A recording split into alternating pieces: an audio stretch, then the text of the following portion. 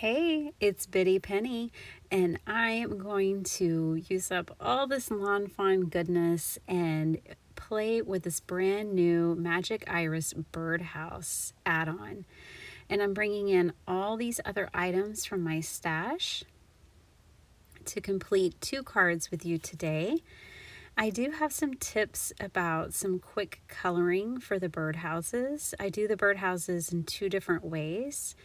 I also have a quick coloring tip for the birds, and yeah, so I hope you enjoy. All right, today I didn't even cut the dies apart. I just was able to cut them all out, keeping them together, which made me very happy. I grabbed the Stitch Cloud die from Lawn Fawn as well as that picket fence, and I am going to bring these into the card. So I'm using all kinds of supplies today. I'm not even going to try to name them all off, but they really came together to make some super cute cards. So the first birdhouse that I am coloring up, I'm going to do with alcohol markers. And I'm just kind of creating my own shabby wood grain birdhouse. Like, this thing's weathered, it's winter, so it's going to have that look about it. And you can see here, this is super easy to do. I'm not being particular in any way. I'm just drawing lines across and creating some that are darker for more contrast, and that's really all there is to it. This was a fast and easy way to color up this birdhouse. I can't wait to make this birdhouse for all seasons. Like, it's going to be so much fun to play with.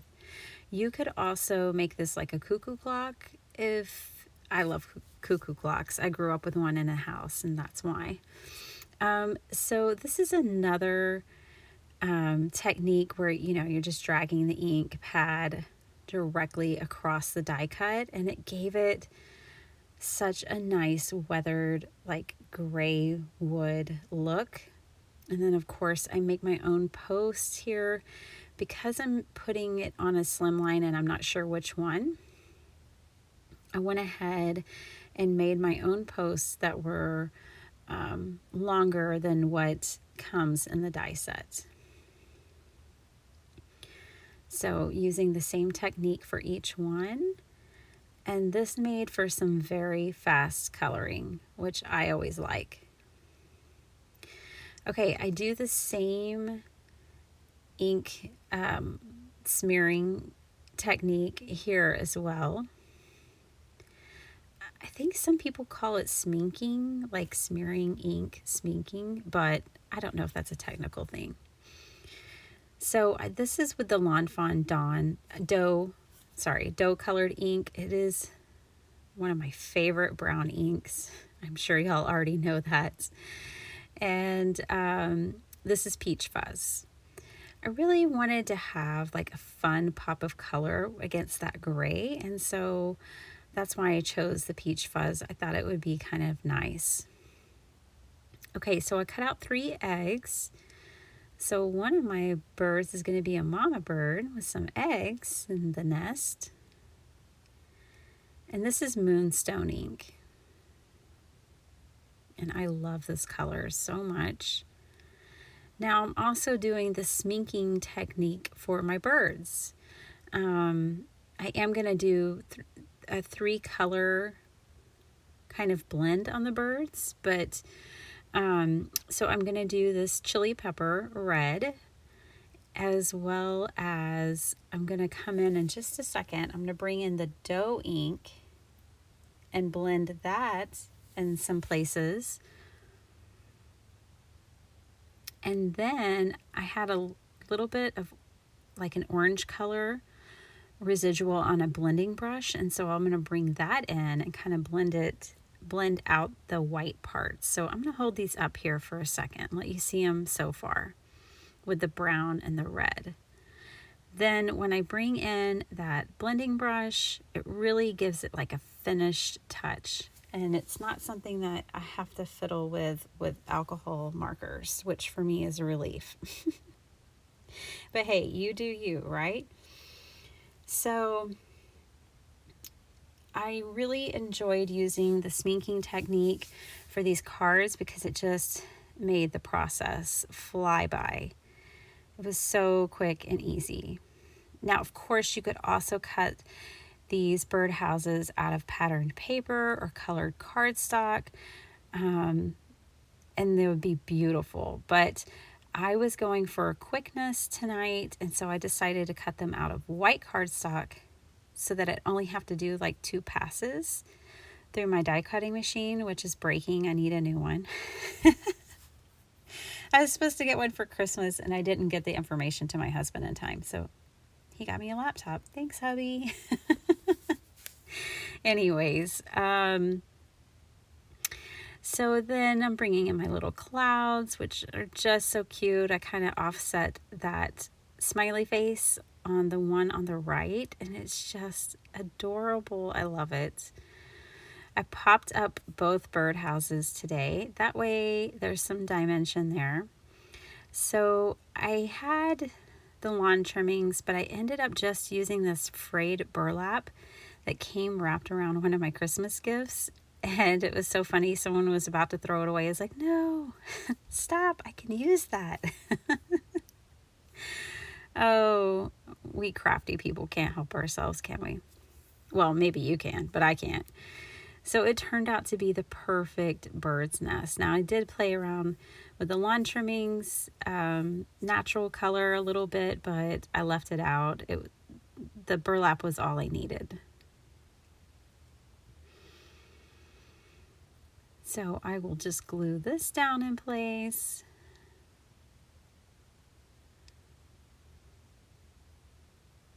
And I just love how these cards turned out today. I wanted to give y'all options and let you see like a variety of options, even if it's only in 2 cards, like coloring techniques, as well as using patterned paper or ink blending, which you'll see later. Now I brought in these little speech bubbles, and they were just perfect. I also brought in a stamp set that's like a critter chat stamp set. And so it's going to say tweet, tweet.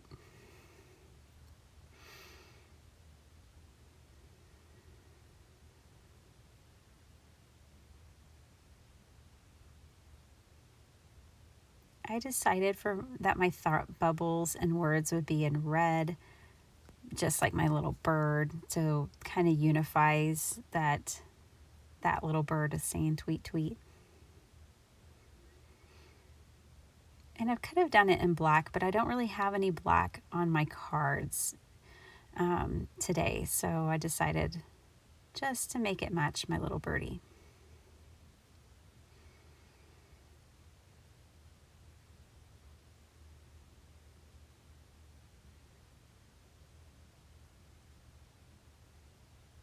I was strategic today in the places that I put my thought bubbles, because some of them, especially in the next card, I wanted to cover up a cloud that was peeking through the back of the birdhouse. And I just love the way that turned out. Now I'm going to do the inside a little later, so it's not completely done.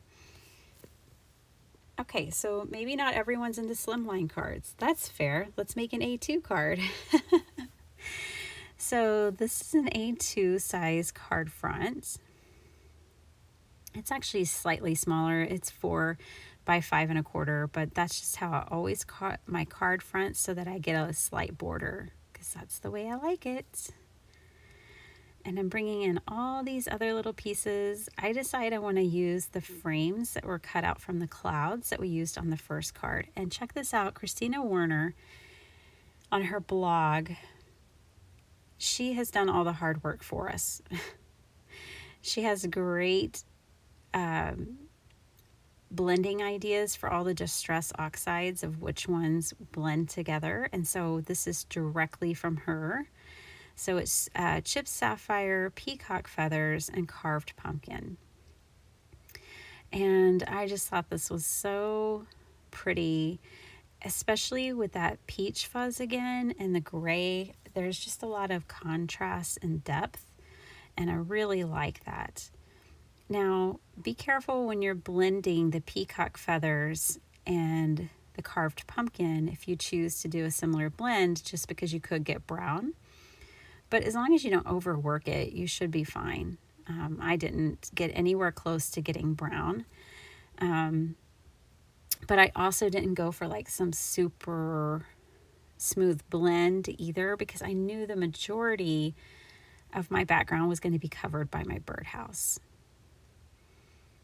But I really like this combination, especially for what I was going for today. So definitely check out Christina's blog, her website. I like to go to that instead of looking it up on YouTube, because then I could get lost in videos, and that's not what I want to do when I'm in the creative process. So that's just a little tip for you. Go to the blog. She has it all there. Okay, so I did the sminking again. This was in Hippo, by the way, from Lawn Fawn, this ink color. I brought in my blue brush and I went ahead and blended some chipped sapphire in with this, because I really wanted the clouds to be kind of moody and winter clouds, and also blend with the background. I'm leaving in cleaning up my mat, because if you're working with a glass mat, you got to keep it clean. You can get it dirty, but you got to keep it clean too. All right, so I'm just going to do some splatters. Now you could use Perfect Pearls, acrylic, white acrylic paint. You could use all kinds of things here. I just had this in my stash and I'm trying to use it up. I have a lifetime supply of crafting supplies, you guys. It's kind of absurd. I might have 2 lifetimes of crafting supplies. But in 2021, I'm going to dig deep and I'm going to use a lot of what I have. And if I don't use it, or if I use it and I'm done with it, you will find it in my Etsy shop. I will be destashing. I have a 4-drawer filing cabinet that is full of stamps that I need to relieve myself of and share with you all. So look for that.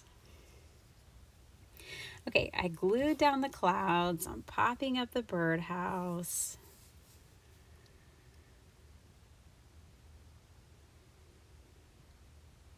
And then gluing on the details.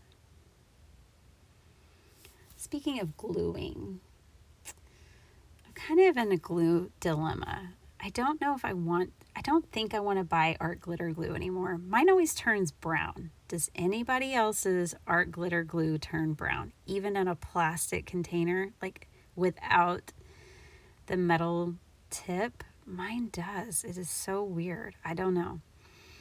So I think I'm done with it. I ran out of it, and so I always have this tacky glue on backup. And so I'm kind of using it, trying to decide, because I think it is environmentally unconscious for me to buy small containers of glue. Like, I make way too many cards to be buying teeny tiny bottles of glue and then throwing them in the trash can, and how many? And I don't like buying like Tombow glue adhesive tape, because then you're throwing away all this plastic. It drives me nuts. I don't mind an ATG gun, but I don't think it sticks great. I use it, I do, but it's not the best tape in the world. So I'm kind of in a glue dilemma. You guys let me know if you figured it out, and if so, what do you use? I'd love to know. I don't do tiny bottles, so please don't recommend me tiny bottles or things that have a lot of plastic. I really like a big bottle of glue, so I don't feel so bad when I throw it away, because I used it for a long time. All right, back to the card. So I guess I did put black on my card today. I did a silhouette for these leaves. that was kind of inspired by Christina's image that I had glanced at for the sunset colors. And I always love like a really rich sky with a silhouette image too. And so that I'm glad I added that. It really helped fill in this card, I felt like. So now I'm just trimming everything off. And for that matter, if you don't have silhouette stamps, just do what I did. Color it in.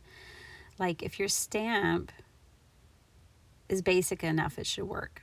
Okay, so I tried out different card bases, and really I think it looked good on all of them. And of course, in hindsight, editing this video, I think I like the blue the best, but whatever. It's on a green card base, so that's gonna have to work. And then now I'm gonna just kind of jump into the insides. I cut some more of that patterned paper. And then these little hearts are from the Birdhouse die set. And so I just thought they were so cute around the cloud. And I didn't want to add any other sentiments to this card because I wanted it to be really versatile, and I'll decide, you know, what I want to use it for when I'm ready to use it. If it's birthday or hello or thinking of you or whatever. So I'll add that later. I like to leave my cards, some of my cards like this, just completely blank and open for any occasion. And this one, I'm going to bring in my brushes that I had used, and I'm not adding any additional ink to them. I'm just using the residual ink on the brushes to get the same blend that I had on the front of the card. But because someone will be writing on this, I didn't want it to be too dark. So I keep that part really simple. I had one little cloud frame left, and so I'm going to bring that in.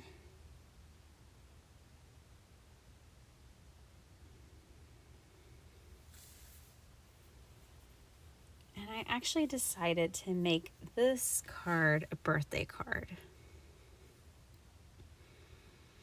So I grab a happy birthday. And of course, I could have used the, translation happy birthday, like tweet, tweet, translation happy birthday, but I didn't feel like it was really necessary, and it wasn't really going to translate that well. So I left that aspect of it out, and I just went straight for happy birthday. So I hope you guys enjoyed these cards today. Let me know what you think. Do you like sminking? Is there another word for it? I don't really know. But this is what I came up with. And I know this die set is going to get a lot of use in my craft room. I'm so excited to have it. It's just beautiful. You can get it from the Not Too Shabby shop. And remember, Jamie always has really good prices on Lawn Fawn, especially when you use a coupon code. So thanks for watching. I really appreciate you. Please like and subscribe. Bye.